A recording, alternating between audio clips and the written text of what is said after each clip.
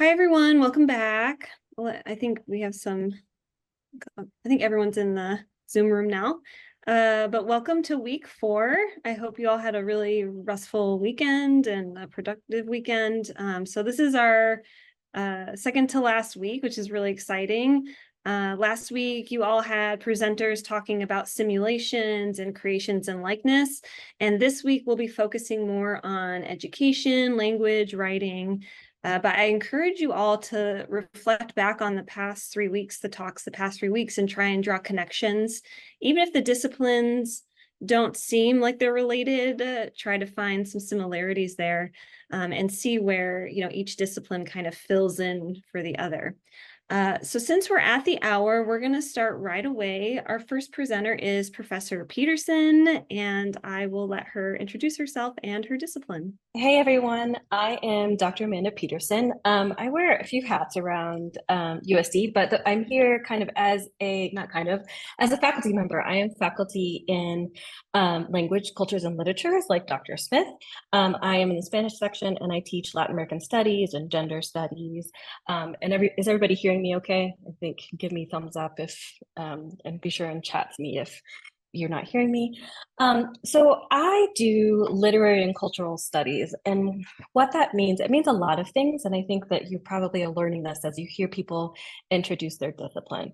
But for me, kind of doing cultural studies, and I'm talking to you from Mexico City right now, where I'm doing some research in cultural studies, is that I tend to ask lots of questions about things that people don't always question. I tend to be really curious, and I ask about what are bigger societal questions that are going on in things that we see every day.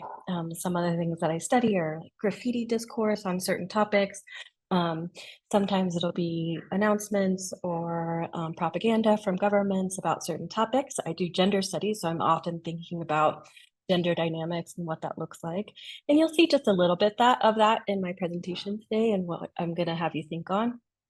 And then I also do lots of research around gender violence and violence against women in particular. And so you'll also see that in my presentation as well. So one of the people that we talk about all the time when we're talking about kind of a philosophical notion of AI is we talk about Jorge Luis Borges. And in the article that you were assigned that was in the New York Times that talks about AI by Chomsky, the first line he mentions Jorge Luis Borges. And so I thought this was a great time to kind of talk a little bit about Borges, reflect on some of the ways that he might have thought about academic or about artificial intelligence, and also kind of his reflections on what creation is, what originality is, what stories are. And so I hope you have fun. I am going to share my screen. Give me a second and I will ask my co-presenters to confirm that we can see my slides once I do that. I think you're only just seeing my slides now, is that correct? Thank you, everyone, colleagues. So I got us started with some memes and and a sticker that one of my colleagues got me. I'm sure that you haven't seen this meme if you've been on social media in the last few months, but it says, it's just kind of a quote of all I really want AI to do is do my laundry and dishes so that I can do art and writing. And I don't want AI for my art and writing.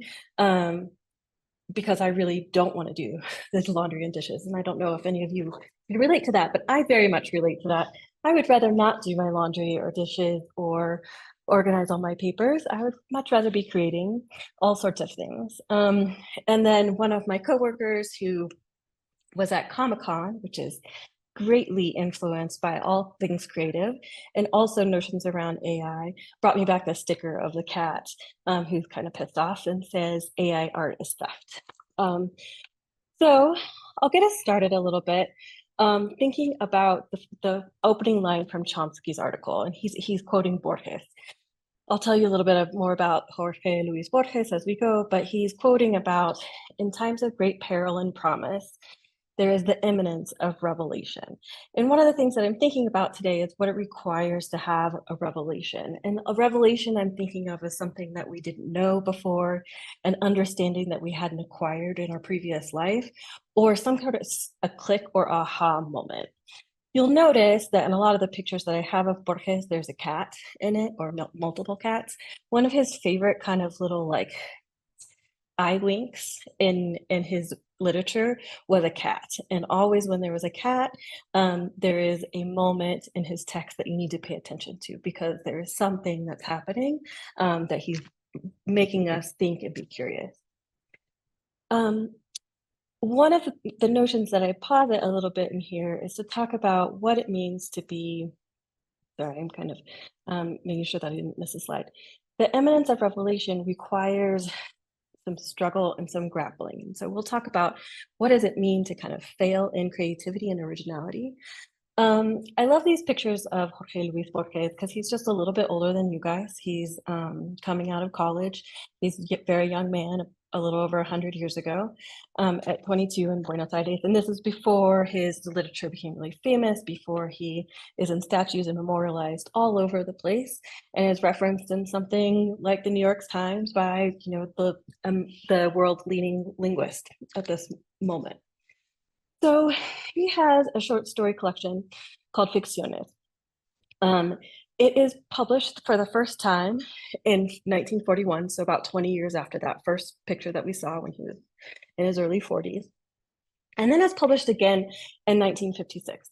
In our current times, we would think maybe that there was a mess up, or that he wanted to do a re-edition, or he wanted to kind of change it or correct it.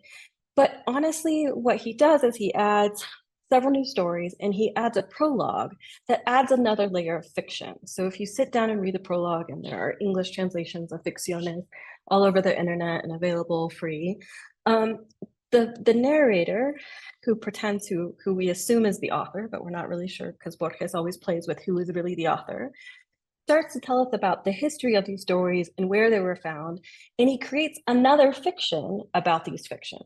And so rather than clarifying or correcting or just adding these short stories, he adds another layer of fiction and creation to this piece. You'll see here on that cover, and we're going to talk about different covers in a minute, there's a labyrinth here. And that's a theme that you will see, because what he is curious about is how in different creative processes, or even in our existence, we come to forks in the path and we make a decision. And if we go right, our reality could be entirely different in 20 or 30 years than if we go left. And so he's fascinated by thinking about how possibly our stories, our creations, our narratives could have endless different endings because of the way that we decide and go forward. And you'll see, again, another cat, Borges, famous Borges cat, which is asking us to be curious and ask questions. So this book is published both in 1944 and 1956. It's not just a re-edition. It's not that it got sold out. It was that it's an entirely new version of Ficciones. Yes, some of the short stories, a few of the short stories are the same, and some of them are not even changed. They're the similar word to word. Word by word, but there are other ones that are completely new, and he also adds the prologue, as I was telling you about just now. So one of the questions that I want to ask you, and I'm going to ask you to use your chat in a minute, is what might these covers be telling us? And you can throw it in the chat. We're going to talk about the first two kind of a little bit more in depth, but remember, these are both editions of fiction, Ficciones. The one on the right is in English, and actually that author is a surrealist author or artist in Mexico named Remedios Vargas, or it could have been, actually I might be wrong. I think that is Leonora Carrington. There are two women surrealist painters that are really famous in Mexico.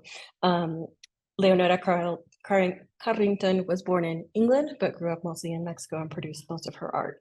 She's actually really famous right now because we are very interested in science fiction and all sorts of things. And so there's an exhibit right now going on about her work.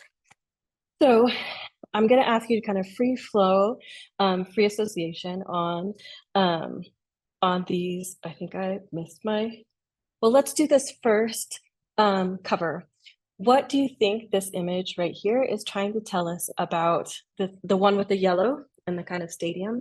What would you imagine it's trying to tell us? And you can even start by just seeing what you see. I just noticed the hand. So I'll put in creepy hand with no body. Yeah, Naomi. Sorry, I noticed the bird cage. I don't know if it's a bird inside of it necessarily, but it kind of looks like a parrot. I want to say it's my guess. Yeah, and it looks like two of them, right? And so it's weird. And they look kind of big, right? In comparison to the hand, they seem kind of large, like maybe a whole human could fit in there. What Yeah, else? thank you. Opening the chat so you can unmute yourself. Something about being caged or away from the rest of the world. Is it a person on the left? We don't know exactly. What else?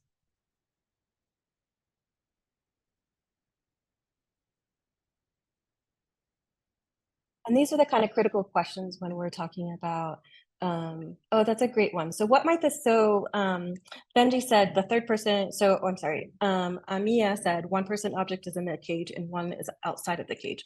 What could outside the cage mean when in versus inside? This is great.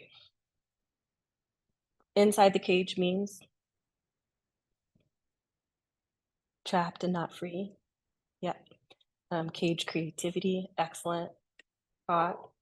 Going against society, maybe. It definitely reminds us of the Colosseum. What happened in the Colosseum?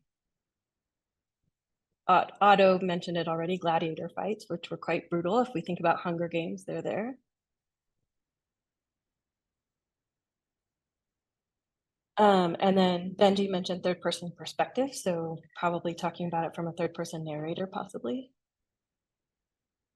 Great. Okay, so excellent kind of free associations on this, on what could be happening in this piece of art that's on this book. Now let's look at the second one, that we have kind of the open mind and structure coming out of it. Give me a couple things that you could think about for that and what it could mean. Maybe how humans try to be logical and use reasoning to work through problems. Thanks, Chance.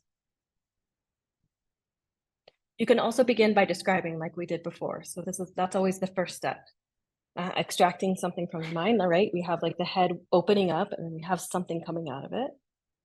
What might that symbolize? There's something coming out of it.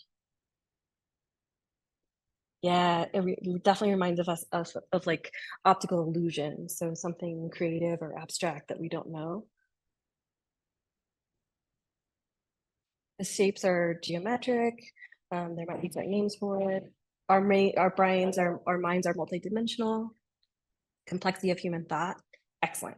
Thank you, everybody, for that. I appreciate kind of the free association and also kind of playing along with me in a big group like this. I know it's kind of an ordeal to do that. And so let's go. I'm going to focus on kind of one of my favorite short stories in here. Actually, I'll tell you one before I go to my favorite short story. One is optional. It's in your reading if you want to read it. It is 1 page long, so it is pretty short. And it's called Borges and I. And what it is asking us who is the Borges of that writes and is the author, and who is the me who exists, and which one is the real me, and which one isn't. So like many of his stories, there's not a for sure conclusion, but it does ask us lots of critical questions about what it might be to be more than one person and more than one character in your life. So there's the circular ruins, and you can kind of see the image. That's really fascinating, and you can brainstorm on that if you'd like, and we can talk about that in discussion as well. But that's really, the story is talking about creation, to dream a man. In complete detail, a magical objective that sounds kind of impossible, but that's what he wanted to do. So he defines his creation. And I'm going to give you a little bit in between these kind of creation and failure, some examples. So in this story, we go through lots of processes of the creation. And what I wanted to show you here is, this is just happened to be in some works that I saw this week, but Carlos Merida is a Guatemalan Mexican author, and this is his sketch for murals that ended up like this. You'll notice he died in 1984. This mural wasn't constructed until 1987. So we know that the sketch that he had so many different iterations. We see that's a different color. This might have ended up being a different mural in parts. And it wasn't even created until after he died. And so I have lots of questions about what is creation, what is failure. And then when we talk about ruinas circulares, the protagonist understood that the task of making a man, making something so, having a dream that's so incoherent and dizzying of the dreams it can be the most difficult work that a man can undertake. And he understood that initial failure, and I would say failures, were inevitable. And that's one of the things that I think is most compelling about the way that Borges thinks about creation, originality, is that so many failures happen before we get to what one can perceive is original or creation. And here's an example of this. This is Siqueiros, a really famous muralist. And the thing that was fascinating me about this is this was studies and sketches that aren't complete to paint a mural that is huge. It's in Chile. It was painted 5 years after the studies and sketches that were done.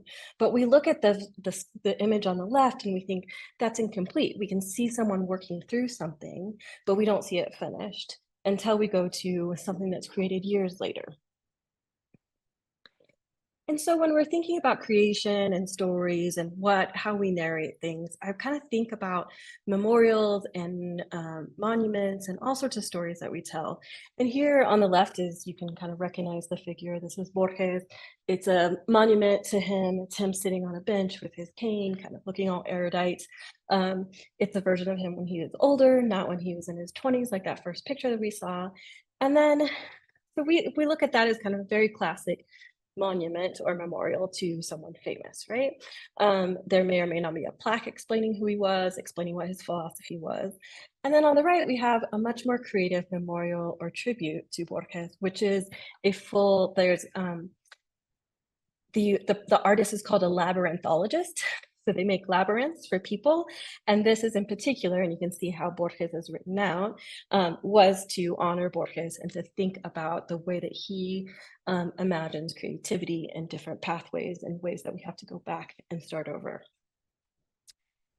One of the reasons why I've been thinking about this is there is a short story that I've been studying for a bit that recently got translated into English. So if you want to read it, you can Google, They Will Dream in the Garden, and you can look at Gabriela Damiana Miravete, she's fairly young, she's in her 40s.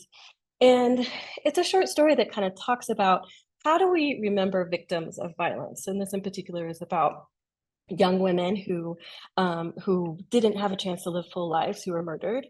And her creative question is, how do we remember them without falling to stereotypes, without making them into kind of one story, and also being able to imagine that their story was cut short. And so the different pathways that they might have taken were truncated. They weren't able to be completed. Her short story kind of begins with something that is an everyday object that we would very rarely think of, something that would be part of our daily story or our memorial or how people would remember. Just a list of long and short-term goals. You can see things as simple as going swimming, work hard to pay for school, build the closet, paint the house in September, buy some new dining room chairs, some shoes, read Plato, just, because, and talk and be friendly with people. There are all sorts of different goals, but you can tell also they're goals of a person who has many lives to live in their future. And Miravete is asking the question of what if, for example, we could use something like artificial intelligence to input all of these different artifacts and pieces of a person's existence, and that we could interact with it as humans. And in the moment, for example, there's a little boy who's curious about one of the artificial kind of holographic memorials, and he reaches out to touch her, and it shocks him. And it shocks him because he didn't ask for consent. And so it is teaching and interacting with people in a way that carries on a legacy, that is teaching a different way of being and a different way of interacting. And I'm fascinated kind of by this notion of in what ways could we use something like artificial intelligence to complicate rather than simplify the things that we create and the things that we choose to remember. And that is, as I'm wrapping up, I have a picture of Borges with a cat, because every time that he writes about a cat in any of his short stories, it's a clue for us to pay attention, to slow down, to ask critical questions and be curious. And so when I think about AI, I am thinking about the ways in which those kind of technologies and intelligence could help us be, and this is Chomsky was telling us about this, something that helps us bring more revelation, recognizing that revelation means we have failure, we work through things, we stub our toes, and we get work through things that are frustrating and almost difficult, or almost impossible, but definitely difficult to work through. So with that, I will go back to Dr. Smith.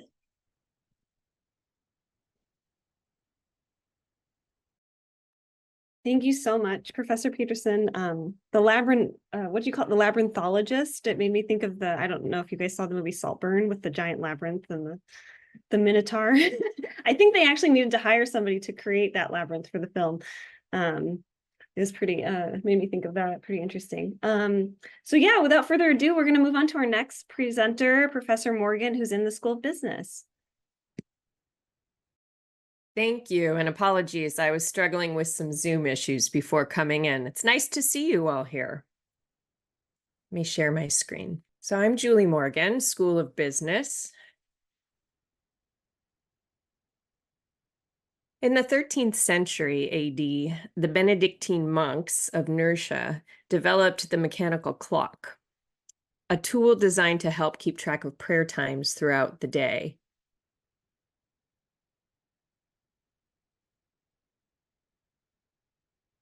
According to the records, the purpose of the clock served to solidify the monks' religious devotion and to intensify their relationships with God.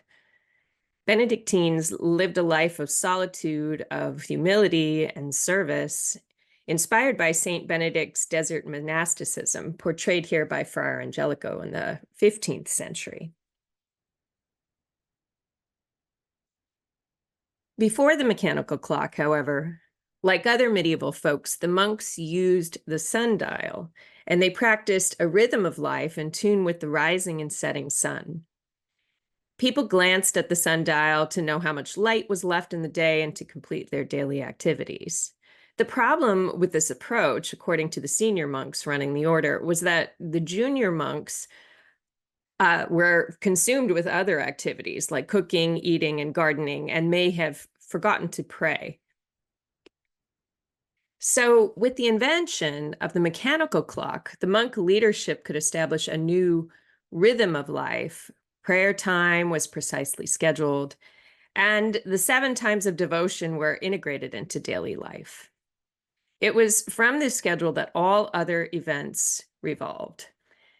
This new scheduling served the senior monks well, as it allowed them to monitor or check in on the junior monks' activities throughout the day, a kind of medieval surveillance schema, if you will.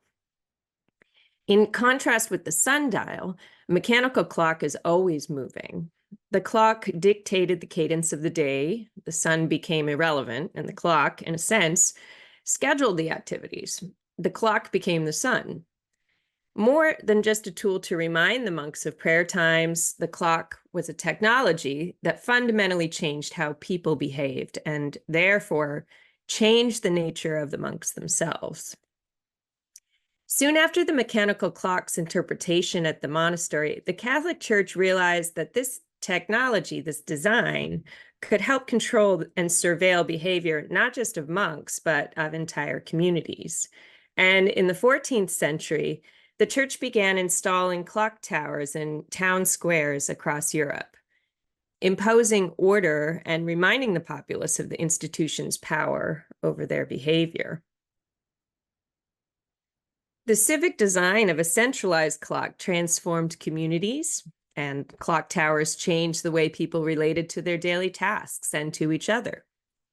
USD has clock towers on campus near the chapel, chiming every hour to ensure both you and I make it to class on time. The mechanical clock changed the underlying relationships between people and their environment, their systems, and their activities, their cultures, their resources, even the ethics by which we connect and dissect our way through the world. By showing the plasticity of human nature, the invention of the mechanical clock enabled new, powerful systems that ordered and controlled human environment. In their book, Are We Human? Notes on an Archaeology of Design, authors Beatriz Colomina and Mark Wigley talked about history of design as, quote, a history of evolving conceptions of the human. To talk about design is to talk about the state of our species. Changing the nature of relationships between humans and their environment is really the essence of design. Design shapes behavior. Design toggles the balance of power and often brings about unforeseen consequences, the invention of the clock, case in point. And when we change our relationships with our environmental systems, we transform ourselves in the process. Like the mechanical clock, artificial intelligence, or AI, or machine learning as it's also known, has the capability to fundamentally change the relationship between people, their systems, and the things around us. Artificial intelligence as a term can be a little misleading as it doesn't really fit the definition of intelligence as we know it, which is the skilled use of reason. Skilled as in having acquired a mastery, and reason as in rational grounds or motive. Algorithms aren't people and don't have skills or reason as intelligent beings do. AI algorithms have processing power for computations, but no intention or motivation. AI deconstructs experiences to data points and uses these data points to project an interpretation of a behavior or a narrative. Think of AI as a series of statistical regression models, or as some people call them, stochastic parrots, randomly determining an output based on what humans may have said or done in times past. For example, ChatGPT says it doesn't so much write as it puts together words in a way that has statistically shown to have meaning to people based on other human content from its training data. So what it does is approximates what a response should sound like. AI may perhaps be better described as applied statistics versus a kind of intelligence. An AI model may be said to be skilled in artistic endeavors. For example, only as it pulls from previously created art. Midjourney, for example, doesn't create art so much as it applies color and shading to work based on past works of human artists. For example, on the left is Gaudi's Casa building from 1905, and on the right is a work by Chris Rodley from 2017.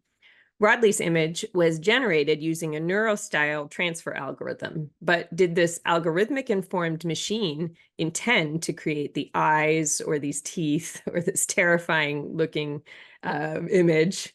No, not really. The Gaudi source design on the right includes a pareidolia accents that approximate an eye shape. And the AI model produced an image based on the algorithm that interpreted the shape as eyes.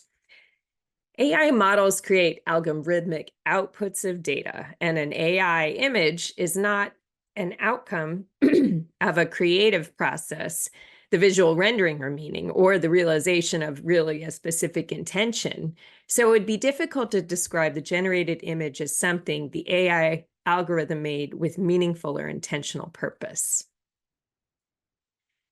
One thing AI is very good at, however, is finding patterns in data. One recent AI algorithm was highlighted in Science for detecting breast cancer up to 5 years before it develops, and enabling people with shadows like this one early access to treatment. These advanced systems, the algorithms, can have profound health effects on health outcomes and can really make diagnostic predictions based on large quantities of data, as Eric Topol described here in this tweet. He references an AI model that can generate precise diagnoses and classification of valvular disease. Indeed, remarkable outputs, but there are certain perils with using AI models, particularly in medical applications and diagnoses. When AI training data is biased against diagnosing marginalized communities, for example, this can skew AI models' predictions because historically, Black patients needed to be much sicker in order to receive care. The AI models parroted these predictions and did not recommend prompt treatment. So the outcome of the AI recommendations became a dangerous amplifier of the medical community's racist past that has a history of underdiagnosing, neglecting, or harming Black patients. In terms of the breast cancer diagnosis, we should also proceed with caution. In similar diagnostic programs directed at tuberculosis, these models were actually identifying not the actual cancer, but the type of machinery the imaging was performing on. And that imaging on older models tended to frequently render false positives. For anyone who's had breast imaging before, this can be a devastating result and can lead to unnecessary anxiety for patients. As our AI models are fueled with larger and larger, more complex data sets, we cannot really, as humans, curate all this data and eliminate and remove these biases.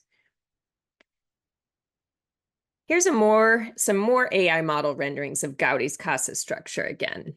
We see some pareidolia similarities, but with refinements, more abstract face-like renderings in the Stable Diffusion version on the left, and some stylized finger-like structures in Dream Studio beta.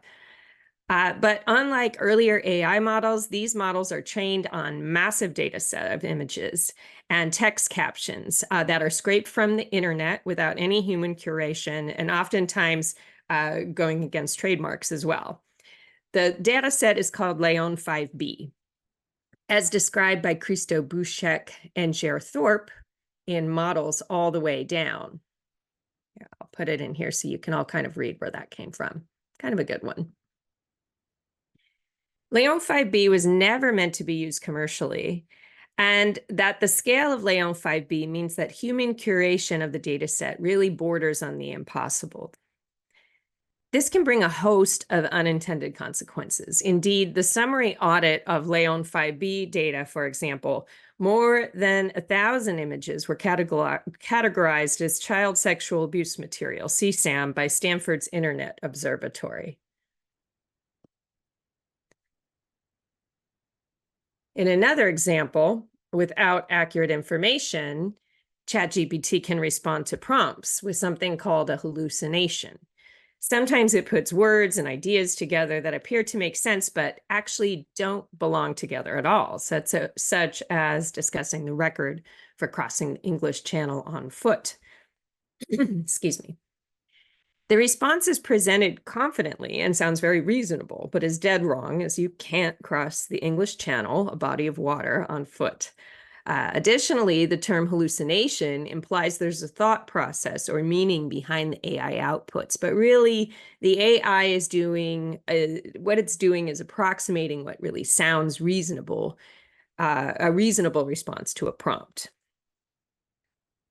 In addition to hallucinations, biases, and ethical quagmires entrenched in the data sets, AI has the potential to drastically shift the power to companies with resources who run large language models, or LLMs.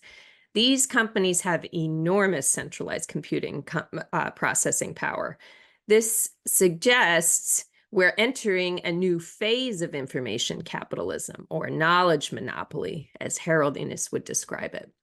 And increasingly, these companies are rolling back internal oversight groups and restricting algorithmic transparency, making it more difficult for lawmakers to regulate. For example, with these companies processing power, AI models can watch our location and behaviors, just as clock towers in medieval towns enabled behavioral changes that allowed more improved surveillance. The data used in ML training models is so precise that the models can be trained to accurately map human figures through walls using Wi-Fi routers in your house. Talk about surveillance. In the reading, Colomina and Wigley say that humans have always been radically shaped by the designs they produce. AI is bringing about huge shifts in power structures and forging new surveillance platforms and knowledge economies. With biases in the underlying data and misinformation confidently presented as fact, how can we as humans center our needs of today in our designs and innovations for tomorrow? How can we use AI models as tools to create human-centered experiences versus creating panopticons that enable our servitude? If our tools are both the artifacts and the means of recreating ourselves, how do we design ourselves to ensure our own humanity? It's a wicked problem, something multi-layered, expansive, complex in scope and system interconnections. Fortunately, we have some tools, kind of scientized critical thinking structure, or human-centered process called design thinking, which is what I teach on. Design thinking can be used to scaffold and organize our creativity. Design thinking are peripherals to human experience and can help both expand and refine critical thinking. Design techniques can create an appendage of our own mental models rather than a replacement of intelligence or mind. One process that outlines these techniques is called the double diamond design thinking process. There are two distinct spaces in the double diamond: the problem space, where we try to understand the landscape of issues, and the solution space, where we look at ways to solve a selected problem, sometimes in concert with these other ecosystems. Notice the middle space, there's a place to define the problem statement and the scope. And the idea of working with the double diamond structure is to choose the right problem, then to solve the problem right. With each diamond, we use two types of thinking models: divergent, going outward, and convergent, coming inward. Both types of thinking are especially useful when working with volatile, uncertain, complex, or ambiguous environments. When we want to explore and uncover new problems to solve, we employ divergent thinking. And when we want to refine our explorations, we use convergent thinking. And used iteratively, the idea is to really get to a solution that's good enough, and then test and refine with some future versions. So here's just a few examples of some of the techniques we use in each phase of the iterative process. Each technique employs other convergent, divergent thinking, really enabling designers, researchers, stakeholders to get a holistic view of the problem that we're trying to solve. For example, let's say we wanted to create a safer space for marginalized people online. We may employ empathy mapping or conduct diary studies to understand how another person may feel about a certain product that they use or the community they inhabit. But empathy goes beyond feelings. We look for human motivations, we look for pain points, other insights that can uncover new paths and experiences, even new services. Take Bumble, for example. When working as a co-founder at a startup called Tinder, Wolf Herd documented both her and other women's harassment in the Tinder platform using empathy mapping and diary studies, listing out a myriad of ways Tinder encourages microaggressions, surveillance, and violence towards women on its platform. Herd then created Bumble, an app originally designed where women could give each other compliments, and later it turned into a blockbuster dating app with more than 18 million downloads in 2019 alone. She's exited now, but before then she used her own pain points to create consent platform, basically, and in that process shifted the power dynamics to give women more control of their online interactions. By using a human-centered approach, Bumble found a niche in the dating market, in the dating app market, reporting $903 million in revenue in 2022, for example. So Bumble founder used divergent design thinking to explore and identify new opportunities in the market. We can also use convergent design thinking to narrow our focus and prototype our ideas. Somewhat ironically, I guess, AI models can now enhance the design thinking technique. For example, we can use an AI engine APIs in online whiteboard software, like this one, to quickly prototype rough sketches of a concept. With AI as a tool and a co-pilot, we can significantly decrease the amount of time from concepting to build. Here, we're using TL Draws, Make Real software. The AI engine is helping us visualize our ideas by interpreting the text and image interactions, then rendering a prototyped output for our evaluation. With a simple prompt instructions next to the drawn concept on the left, we've created a working visualization for a color picker. But what about using AI platforms to really inform some of these concepts during that more divergent thinking process? Some of us have used AI as a tool to generate these concepts and synthesize user research and analyze competitive landscapes, but we should use this approach with a keen eye. Here's an example of a ChatGPT output listing user tasks for an imaginary to-do app.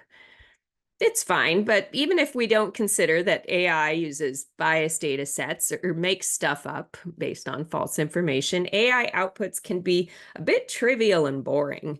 It's called filled the internet with blah, unrecognizable and unmeaningful in terms of content meant for humans. And without humans in the loop on what we're creating, we not only risk negative ethical consequences in both the near and long term, we also risk becoming out of tune with ourselves and with our creative nature. This is where designing with machines can be fruitful, but can be more. Design can be many things. Design can be a way to solve problems, and a prosthetic producing new capabilities like AI or appendages in old forms. Design is the rendering of intent, and design thinking can help us make more meaningful experiences. Design is the, quote, defense of the human, as Colomini and Wigley describe. And design reinvents our relationships, our perceptions, our environments. Holbein has here a piece of cloth is a piece of cloth, but unlike general purpose technologies, it is the way we use this cloth, our intentions behind it, the process that manifests our designs in the world. With AI bringing about huge shifts in power structures and new platforms, we can use design thinking to instruct AI to center human needs in our innovations for tomorrow. Design's the process that allows us to integrate complex human needs. With the liberatory design process, for example, we're invited to see, engage, and act, continually noticing and reflecting on the impact of our design iterations. This process can help designers and stakeholders together articulate their vision while centering human needs and including the community in the design process. Tanya Anese, one of the co-founders of Liberatory Design, can bring an example to this. Through her Betna design agency, she worked with the Obama Foundation and Community Leadership Corps to identify problems and solutions for racial inequity. As a liberatory design facilitator, Anase helped the core teams apply design thinking principles to connect seemingly unrelated issues.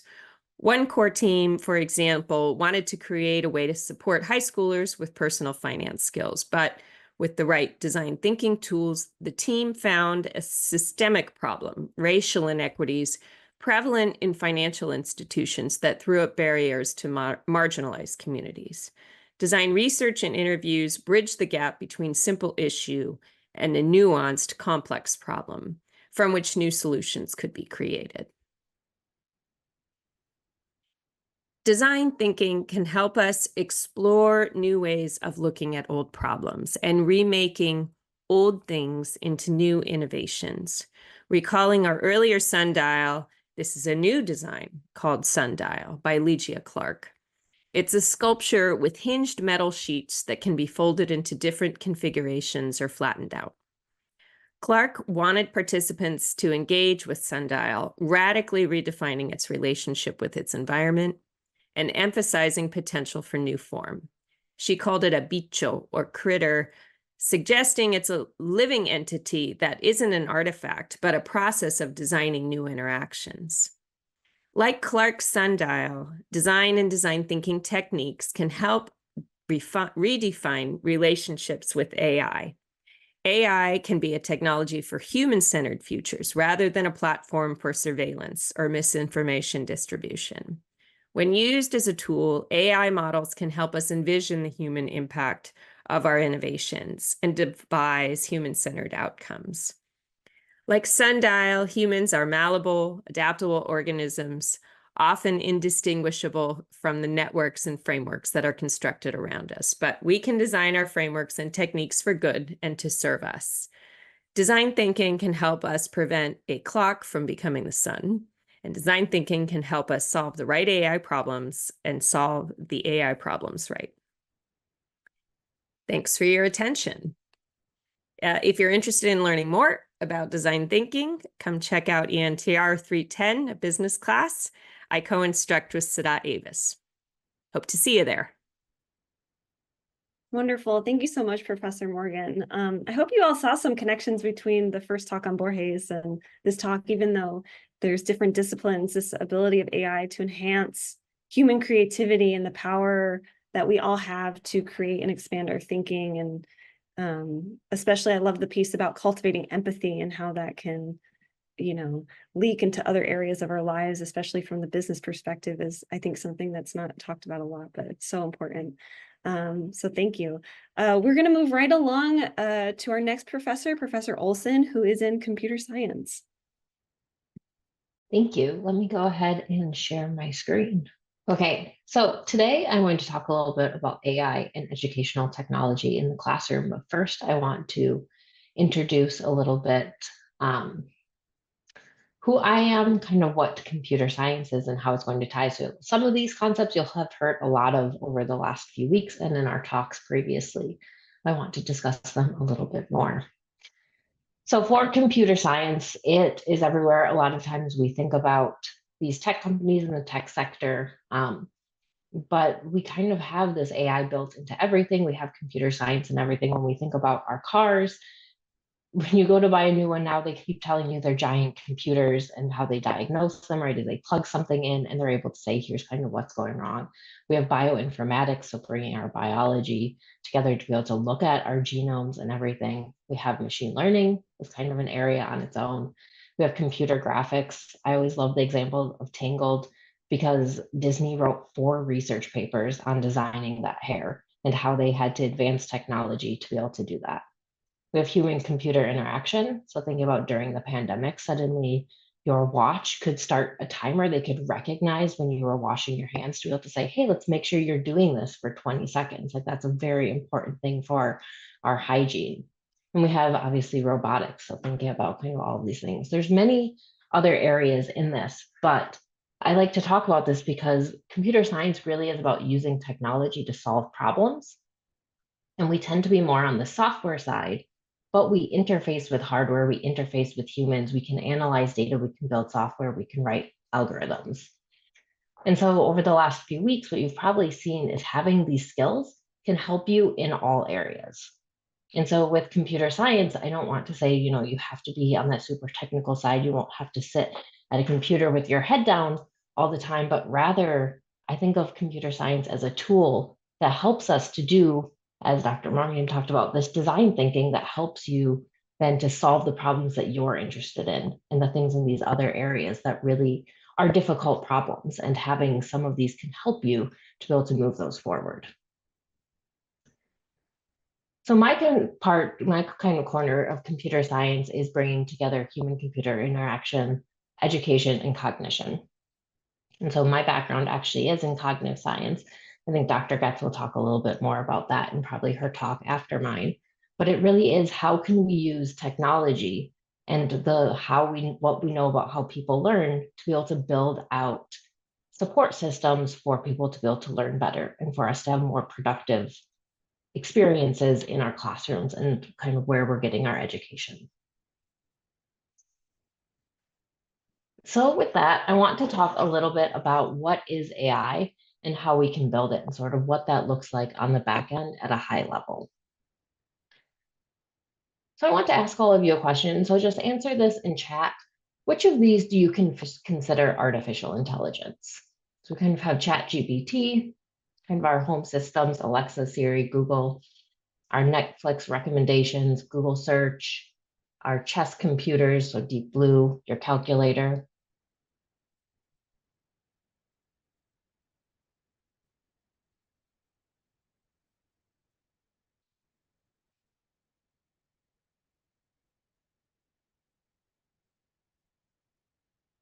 And we have lots of people saying all of them. We have some all of them except 6. We have some saying all with a question mark.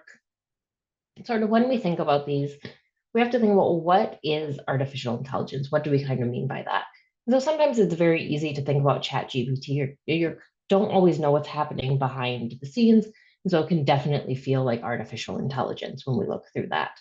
But questions come up more with our calculator, right? You enter numbers, it gives you a sum.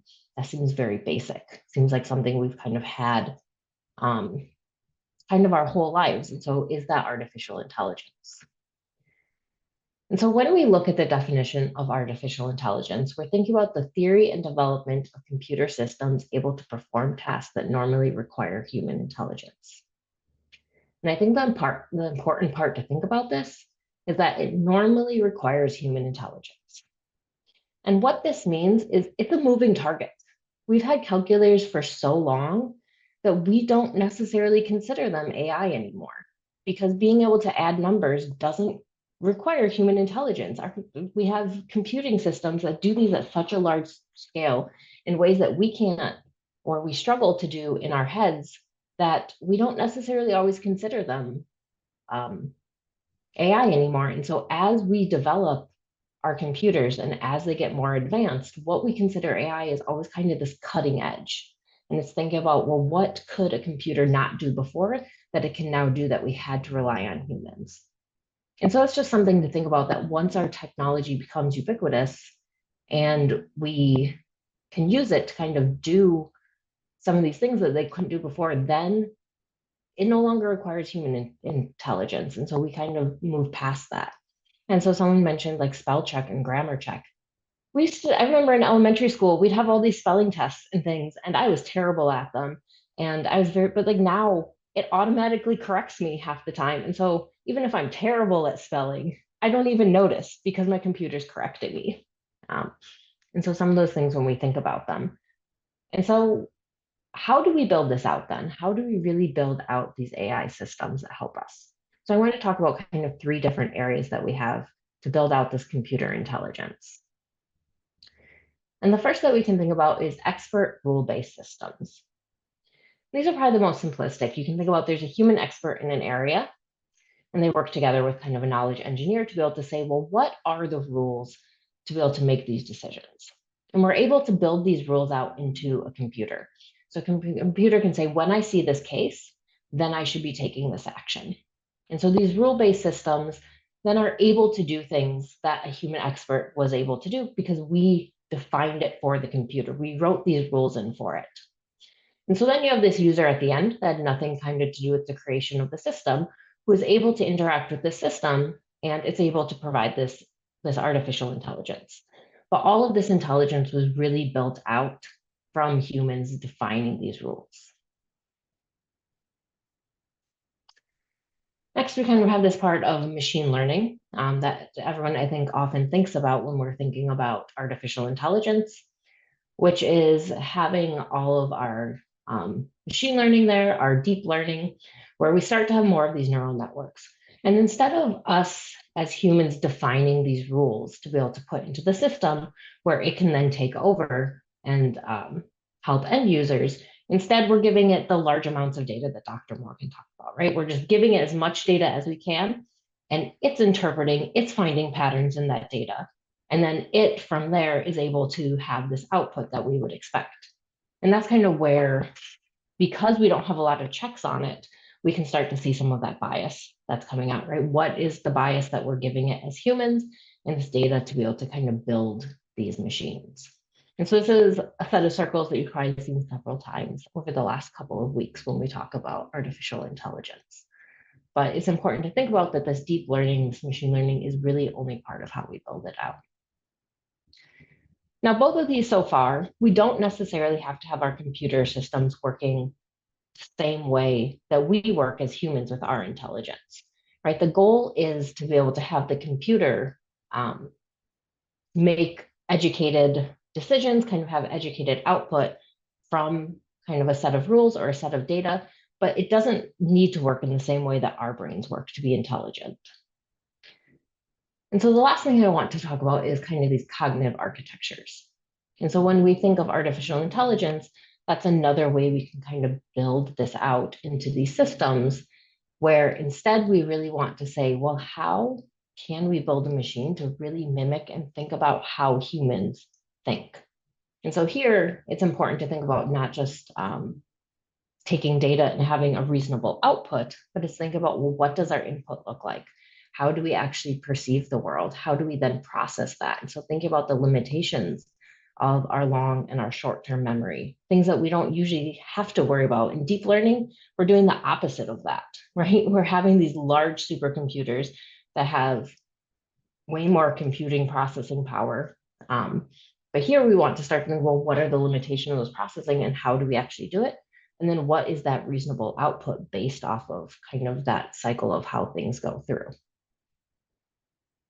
With this, you can also think about how does that impact our motor processing? And so thinking about, especially with robotics, how does kind of all of these things work together to be able to have these inputs and these outputs as we go through?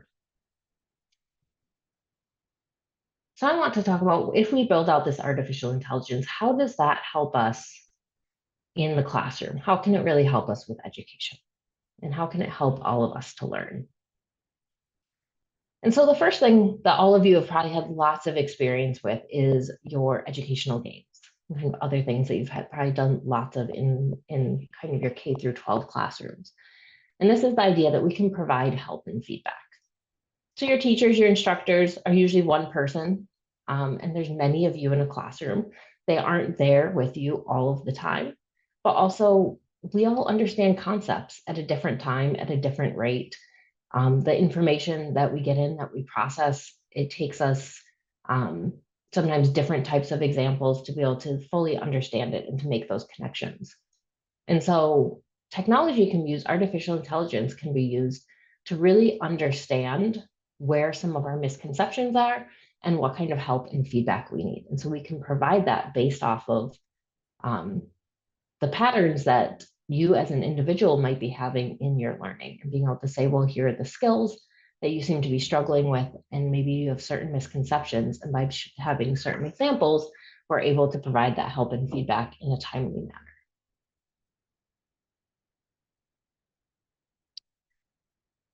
Next, we can think a little bit about learning through teaching.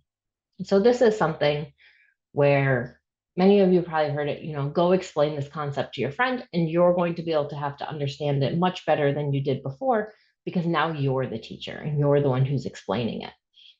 But it can be difficult to find someone that you can go and explain things to. And so sometimes we can use those same ideas of artificial intelligence to help us support having this experience of learning through teaching.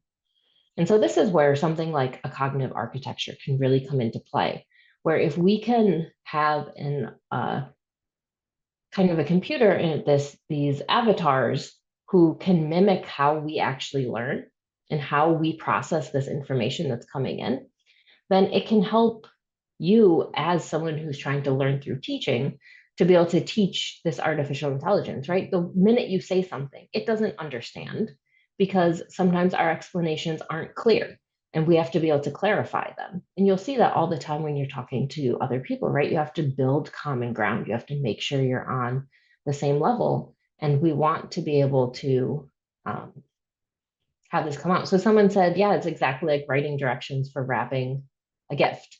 That's exactly right. We have people, sometimes try to explain, how do you make a peanut butter and jelly sandwich? How do you actually tie your shoe? How do you open a door? All of these things, it's super hard for us to explain. And it's very hard for algorithms to understand these things too, right? They need lots of precision, but we as humans are much better at taking the context around it. And so when we build out our artificial intelligence, we need to make sure it doesn't act like an algorithm, but that it's acting like humans. And so it's going to interpret what you're telling it like a human would.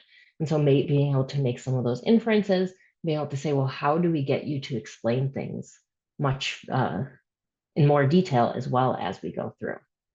And so lots of kind of these agents, you can have them as a student. So someone you're kind of teaching, someone who knows less than you. Sometimes you can have instructors. So sometimes they're coming in to help you correct things or asking you questions to have you elaborate. We can also think about providing awareness. And this is where I want to tie it back to kind of one of Dr. Peterson's first slides, right? Where she was talking about where you want your artificial intelligence to do your laundry for you and your dishes and not to be doing your writing. And that's exactly what you see. So going through the design thinking process, what we've actually seen with a lot of the things is your instructors want to be there to help you learn. Like that is what brings them to the classroom every day. They love talking to you. They love having those moments. So they don't want AI to be there to give you all of the help and feedback. And AI isn't always the best at it either, right? It doesn't always understand all of that context. So what we want to be able to do is build out our technology to be able to supplement and help your instructors and you as students to be able to say, well, these are the things I love about learning in the classroom, and how can we take away all of those mundane parts that really stink, that we don't want to be able to do, that allow us to spend more time and focus on these other areas. So some of those things can be things like just even awareness. We're really bad about knowing what's going on in every part of the classroom at all times when you're doing things like working in small groups, right? We can't be at every group at once, and you might be struggling as a group, but a different group across the classroom might have had an idea that if you could talk to each other, you'd be able to share ideas and kind of move past some of those places where you're stuck. And so if we can provide more awareness in these classrooms and being able to say, well, here's actually what's happening. Here's where some people are stuck. Your whole class is actually struggling with this one concept. It might be time to be able to stop and be able to talk to you and to be able to talk to the whole class at once. It's much more useful than walking around and then realizing that you just repeated the same thing for 30 minutes talking to each group individually. And so think about, well, how can we make information more visible? And that's something that artificial intelligence can help us to do. And so part of that can also be providing teamwork support. So I'm sure all of you have kind of worked on teams in the past, and just think back to the kind of the first time you've worked with a new group. It can be super hard, right? We don't always know who else is in our group. If we aren't friends with them in the past, it can be hard to say, well, what are they saying? How do we build this grounding? How do we even talk about things? And so this is where we can provide support for that group work as well, right? Good working as a group well does not happen spontaneously. And so when things don't go well in a group, don't always feel discouraged. It's a skill that we all have to learn. And this is something where artificial intelligence can help us in developing those skills and thinking about, well, how do we use certain moves to make sure we're all on the same page? And so you might find that sometimes when someone's telling you something, you think you all understand it. But if you can revoice what they kind of said and say it in your own words to confirm that you're all on the same page, sometimes you find that there was a misunderstanding and you weren't saying the same thing at all. But that's a move that we often don't do because we all think that the other person has the same understanding we have. And so artificial intelligence can come in and remind us to do some of these moves. And as we build up these good ways of collaborating, it can take a step back and it can see that we're actually making these moves. And instead of interfering, it can kind of just be observing. And so that way we're not getting thrown off when we are able to collaborate well. The last one I kind of want to talk about then is recommendation. Actually, I have a couple more. The next one is recommendation systems. And so for this one, we can kind of think about you're all going to have hopefully great academic advisors who, when you're like, I really love this area, what class can I take next in it? They'll be able to kind of say, well, these are some great places to explore. But that can be hard. We're not all aware of every single class at the university. We're not always aware of the connections that we even have between areas like computer science and business or language. And sometimes there are connections between there, which hopefully you're starting to see through these kind of few weeks. And so recommendation systems in education can help us to actually see these connections where if you really loved a class, you can find other classes that share those concepts and that help you kind of dig deeper into these areas of interest to you. The last one I want to talk about then is our early detection systems. This is kind of the same as kind of the medical example when we think about breast cancer, but we can apply this to education as well.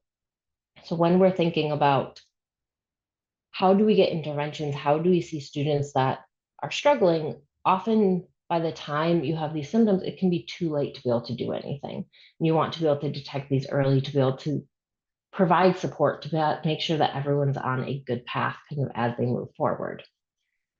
And so this is something that artificial intelligence is much better than we are at humans to be able to take lots of small pieces of data that by themselves may not mean anything, and to be able to find these patterns in it and be able to say, well, do we have students who are at risk? And given that, what programs have we seen have been useful for them in the past to make sure that we are able to support them and to be able to provide those as we go forward. And so we have lots of these early detection systems that are less in the classroom, but more thinking about student kind of health overall. So with any of these systems, though, we need to really think about, well, what are the risks? So one, how are these systems being used? So anytime we kind of put something out there, we have the great purpose for why we may have built them, how we think they're going to be useful. But all of a sudden, we have this data that people can use in other ways. And so we have to think about, well, how are these systems actually being used? Are they being used to put support in place, or are they being used to kick students out early because we're like, well, you're going to fail anyway, so you shouldn't even be here. And so we need to think about how humans are reacting to this information as well. Another thing is, did we agree for our data to be used for these purposes, right?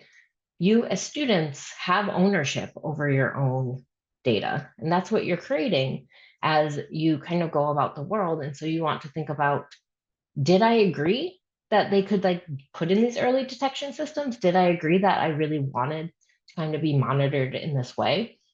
And so you can think about that there are pros and cons, and sometimes you might say no, and other times you might say yes. So every time you open a website, you're going to get that pop-up that's kind of asking you about the cookies, right? And you have those strictly necessary, kind of selling your third-party data, and the ones for the analytics for the site. Most of us just click away because we don't want to deal with it.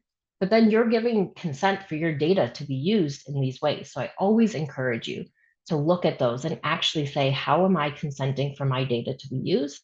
And do I think that the purpose for how they want to use it is worthwhile for me to give this away? The other thing is, are we creating confirmation bias? So if we tell people that we believe that you're an at-risk student, and they begin treating you like you're an at-risk student, which makes you fail, then is that a problem? Or by making this information more salient, is it actually creating the problem instead of helping to solve it? So we have to think again about, how are we really using this and how are we interpreting it? And then finally, who is really responsible for the decisions that are being made? And so this comes up a lot in self-driving cars too, right? If a car gets in an accident, who is to blame with the self-driving car? And it's hard for us to really think about that because suddenly we've taken humans out of the loop. When someone's driving, we can say, you were to blame, you were kind of the one doing it. But is it the person who was in the car who kind of owned it? Is it the engineers who kind of programmed this? Is it, kind of something else that happened? And so we have the same question in education. Who's making these decisions? And where kind of does this responsibility lie? Who is responsible for these? And so this is why it's so important to also keep humans in the loop, because we don't always want to say, well, the AI is right all the time and it can make decisions. We want people to be able to look through these and say, is this the responsible thing to do? How should these decisions be made? This is just one tool for getting more information. It's not kind of the end all be all as we go through it. So if this was really interesting to you when kind of thinking about education, there's an entire field of artificial intelligence in education. Last year, they actually put out a handbook talking about this. So it'd probably be very deep into the academic kind of side of writing, but I'd encourage you to kind of take a look at it to kind of see where we're using artificial intelligence in something that you're actually doing in your everyday lives. Thank you. Thank you so much, Professor Olson. I love that you ended with these series of questions. It's great food for thought, and it made me think part of it about Professor Morgan's surveillance example with the Wi-Fi and the virtual panopticon and all these things that are getting increasingly scary. And also, I like the fact that you mentioned that these biases that exist come from us, and we talked a little bit about that a few weeks ago when we addressed international security and these kinds of things using AI. So that was really excellent. We're on to our last and final speaker before we open it up to Q&A. So, get your comments together, your questions, and organize your thoughts. Our last speaker, Professor Getz, is in cognitive psychology. So she will close us out for today. All right. Hello, everyone. 1 second. All right. So, hello, everyone. I think that my talk is going to fit well with all of the other ones that we have just done. So just wanted to start off by saying that I am a cognitive psychologist. I study language and music perception. Psychologists in general seek to understand human behavior at different levels of analysis, from individual neurons in your brain to complex interactions between groups of people and the environment. And we typically do so using an empirical approach where we design experiments in the lab or in the field to manipulate different variables of interest and seeing how they affect behavior. So in my lab, which is called the LAMP lab for language and music perception, we do this either by having people complete tasks on a computer while listening to sounds, or we can record their brainwaves while they're completing a task using EEG in order to more directly measure how your brain is responding to different types of sounds. And in general, cognitive psychologists are interested in the scientific study of knowledge. And this can include how we acquire knowledge, gathering information from our senses, choosing which inputs to pay attention to, how we retain knowledge through different short and long-term memory systems, and how we can use knowledge for problem-solving, decision-making, language, and reasoning. And obviously, cognitive psychologists are not the only ones thinking about this. So the relatively growing field of cognitive science looks at knowledge from different perspectives, including psychology and neuroscience, but also philosophy, linguistics, anthropology, and computer science, all aiming to study how humans, non-human animals, and computers can perceive, learn, remember, and act. So just a quick plug, as Dr. Olson mentioned, that we now have a cognitive science minor at USD that just started last fall, and I'd love to tell you more about that either at the questions today, or you can always email me if you have questions.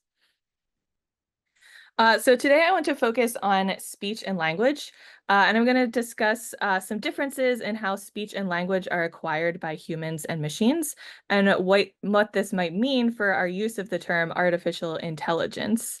This is obviously a very complex topic. Language has hierarchical organization, from single sounds that are called phonemes up to morphemes, to words, to phrases, to sentences, and all of these sounds that we hear map from what's called an auditory waveform that you produce, and the breaks in the input signal that we receive do not actually line up with the breaks in between words. So our brain is constantly deciding where one word ends and another word begins based on our prior experience. So I chose two topics by way of introduction to language complexity, phonology and morphology, and then semantics or syntax. I'm going to define each of these terms and then present an example of how humans and machines can understand language in this way. And as I'm doing this, I want you to think about the question of, are language and knowledge the same? Yes or no, and why are they the same or different?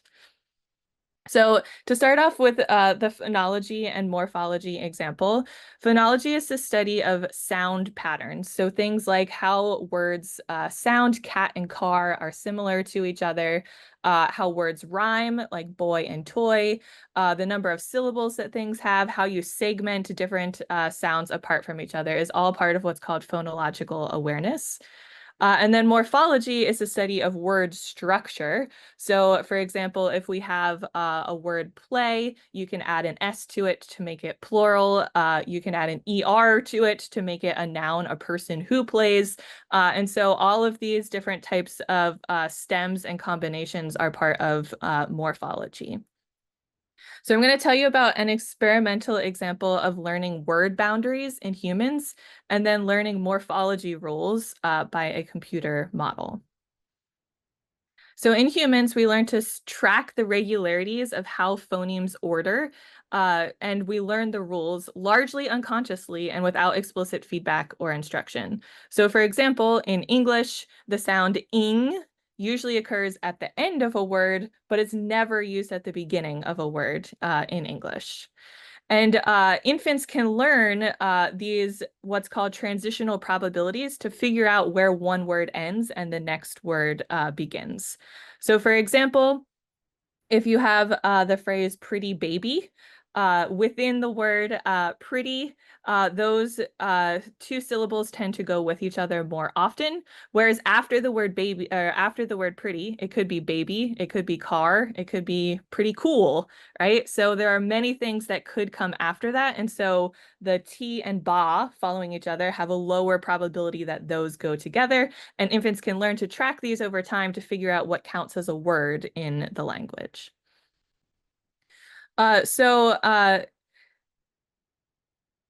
Sorry.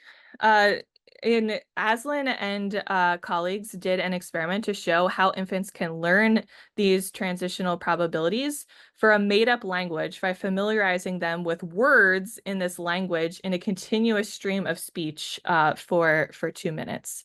And I'm not sure if this is going to play. Can you hear it?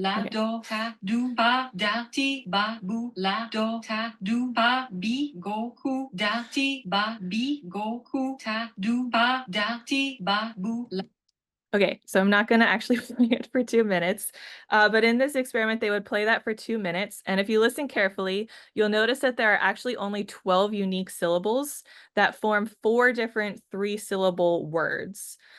So there was bulado, bigoku, dati ba, and tadu pa. So those are the only things that keep repeating. Obviously, they don't tell the babies this or ask them to explain the rules. So instead, what they do afterwards, after they play this for 2 minutes, they would play 2 different types of sounds for the infants. So first, they would play words like the things they had just heard, bulado and dati pa. Then they would play what they call part words, which is where they scramble the order of the syllables. And what they would look at is how long the infants looked at these different types of displays. So it would look something like this. The infant is sitting here. They can look at one of 2 computer screens. And when they look at the screen, it plays those types of sounds. And they wanted to measure the ability to distinguish between words and part words. They predicted that after hearing these words for 2 minutes, they're tired of hearing those words. They don't want to hear those anymore. They want to listen to something new, meaning that they should listen longer to the part words than they listen to the words. And that is actually exactly what they found, that infants look longer at the part words, which implies that they sound new and interesting. They've learned what counts as a word in this made-up language. And importantly, this is without any explicit initial state or rules. You don't have to tell them that there are only 4 words. You don't have to tell them that each one is 3 syllables. They figure it out without explicit feedback and after only 2 minutes of passive exposure. So a question is, can AI do the same thing? Do they learn the same type of way for these different types of sounds? And the example that I'm going to show is actually not exactly the same thing because it's based on morphology as opposed to phonology, but it's a programming example. And in this example, this is from a Nature Communications study where it was a program learning word form changes from 70 different linguistics textbooks across 58 different languages. So each problem had a set of words and corresponding word form changes. So for example, in English, you would add an ed for past tense, you'd add an s to make it plural. In Serbio-Croatian, for example, you add an a to make a masculine form feminine. And what they did in this study was they say that linguists have thought that in order to really understand the rules of a human language, to empathize with what it is that makes the system tick, you have to be human. So they wanted to see whether you can emulate the kinds of knowledge and reasoning that humans bring to the task. So without going into specifics of the actual program that they created to do this type of learning, you can see here that this was the model that they created in dark blue. And over time, it was about 60% accurate in learning these different types of changes across all of the different languages that they tested. Right, so this led them to conclude that we have some methods which can, to some extent, learn inductive biases. I don't think we've quite figured out, even for these textbook problems, the inductive bias that lets a linguist accept the plausible grammars and reject the ridiculous ones. So just to show that like there's some ability of them to be able to train the program to do this, but again, it's not as accurately as humans learn these types of rules in most cases. So just to compare the humans and the machines on these types of phonology and morphology examples, the humans tend to learn these types of skills near perfectly over time, whereas in this particular program, it was about 60% accurate. In terms of the initial states, you don't have to give the infants anything, whereas for the computer program, they gave it higher level knowledge like the feature space, the number of phonemes that were available, the space, they give it some starting point. Also for feedback, there's no explicit feedback given to the infants. Whereas for the machine, they have what's called a solver-aided synthesis algorithm. So again, there's an algorithm that's training it to do better over time based on the information that you give it. One interesting difference, though, is that the synthesis across languages is actually much better for the computers than it is for humans. So in humans, we have a critical period where it's much harder to learn things like the sounds of a language if you wait till after a certain age. So if you wait till after around age 8 to 12, it's going to be very hard for you to sound like a native speaker. In another language. Whereas one of the things that they found surprising was that didn't really seem to matter. They tested it with 58 different languages on the machine and it could learn all of them. It didn't know what counted as one language versus another. So overall, the machines are approximating some of these morphology knowledge, but it's clear that the mechanisms and methods that they do so are learned very differently from the human example. So next, I want to briefly discuss another example of syntax and semantics and compare humans and machines again. So syntax is the structured use and patterning of sounds into words and words into sentences. So syntax is basically the grammar rules that you learn for a particular language.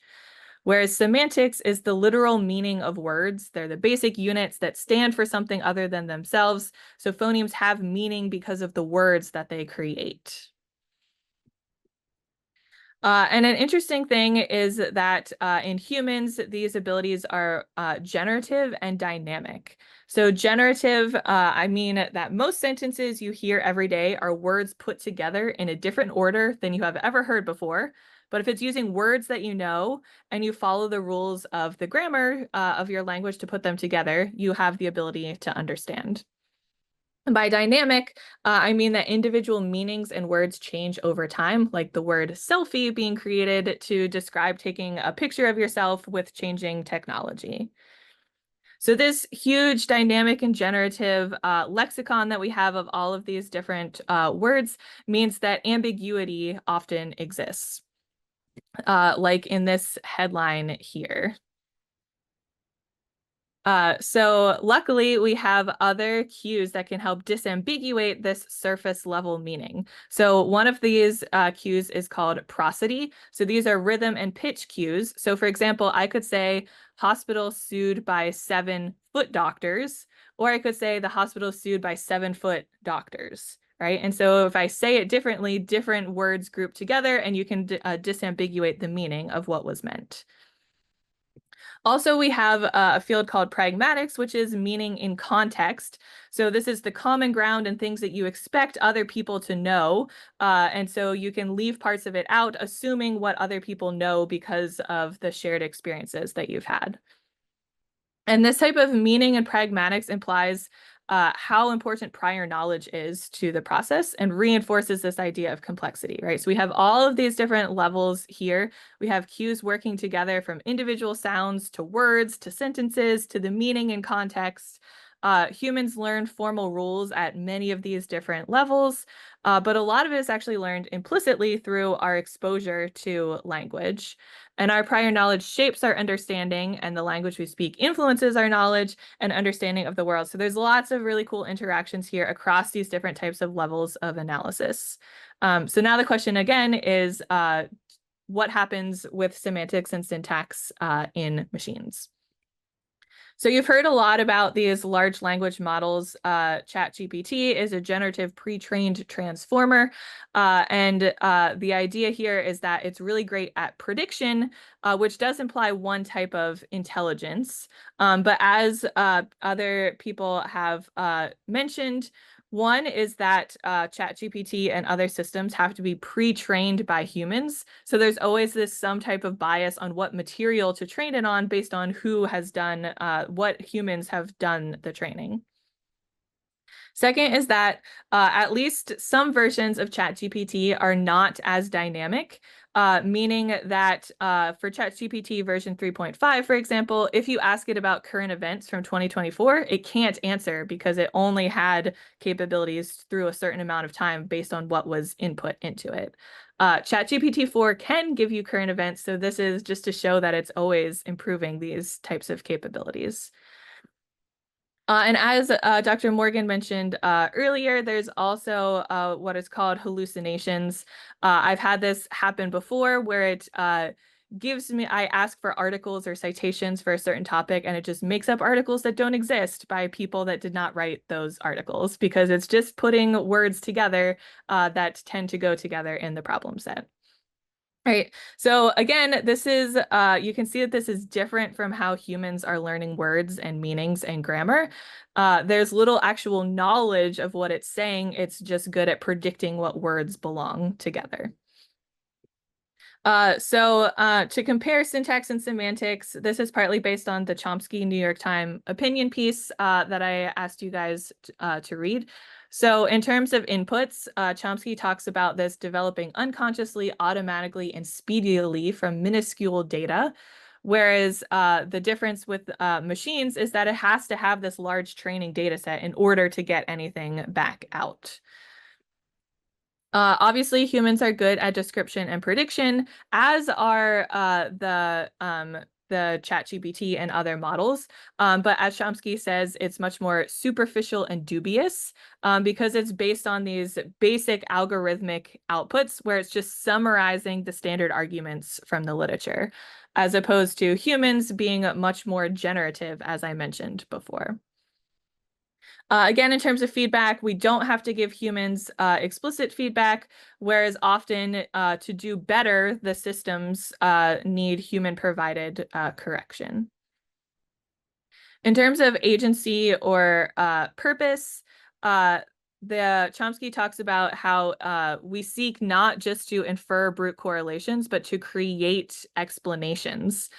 So it's not just description and prediction, but actual causal explanations that we care about. Whereas in large language models, you're largely missing that level of explanation. So he talks about how it's incapable of distinguishing between possible and impossible. So it can give you information about the Earth being flat and the Earth being round similarly. He says that they trade in mere probabilities that change over time. Right. So this gets us to this overall assessment then, where language requires, using language correctly requires intelligence in humans. But Chomsky argues that true intelligence is demonstrated in the ability to think and express improbable but insightful things. True intelligence is also capable of moral thinking, whereas the computer system does not have any of that, right? He argues that ChatGPT summarizes the standard arguments in the literature by a kind of super autocomplete, refuses to take a stand on anything, pleads not merely ignorance but lack of intelligence, and ultimately offers a just following orders defense, shifting responsibility to its creators. So as Dr. Morgan just mentioned earlier, it seems like what it's doing is more of this applied statistics as opposed to true intelligence, the way we would talk about intelligence as a human. So again, even though machines can follow syntax and learn semantic meanings for individual words and ideas, they seem to be lacking this true intelligence or knowledge about how or why it's giving you the output that it does. So I'm not going to try and answer these questions right now, but I just wanted to end with some of these questions to consider. Well, you can think about these more in the discussion section later this week. But these ideas of the differences between language and knowledge and in humans and in machines. And I will just end then with final plug. If you find this type of work interesting, my lab has a website and an Instagram page. And you can also email me if you're interested in learning more about my lab or the cognitive science minor.